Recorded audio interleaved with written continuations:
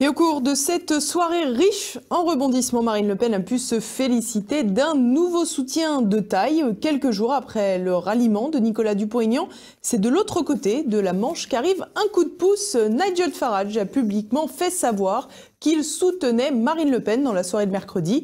Ancien patron du UKIP, le parti eurosceptique qui a fait campagne pour le Brexit, le Britannique, connu pour sa verve au Parlement européen, a répondu à nos questions en exclusivité.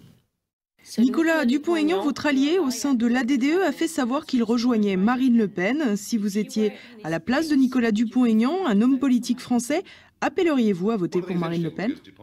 Ce qui est intéressant, c'est que Dupont-Aignan et le Front National ont quasiment toujours été ennemis malgré le fait qu'ils soient eurosceptiques tous les deux.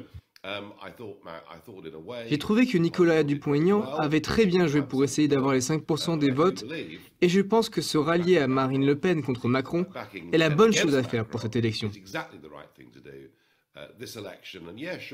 Bien sûr, les sondages disent qu'il est à 20% devant elle, mais il s'agit de choisir une vision pour l'Europe, un futur européen pour la France ou un futur français pour la France. Donc je pense qu'il a vraiment bien fait. Vous qui avez milité pour le Brexit, vous savez que l'on évoque en France un Frexit. Pourtant, la Grande-Bretagne n'avait pas l'euro et ses relations avec l'Union européenne sont plus récentes et bien différentes. Pensez-vous que la France doit suivre la voie britannique et tenter une sortie de l'Union européenne pour redresser la situation?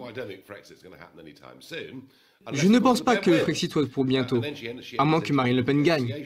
Elle commencerait par négocier, puis ferait un référendum.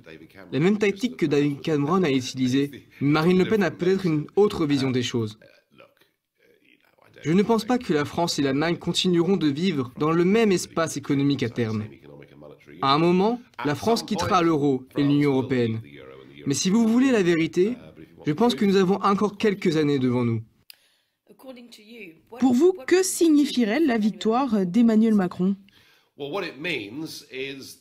Cela voudrait dire que les tyrans de Bruxelles ont gagné un très fort allié qui veut leur donner encore plus de pouvoir et renforcer ce modèle politico-économique qui a échoué.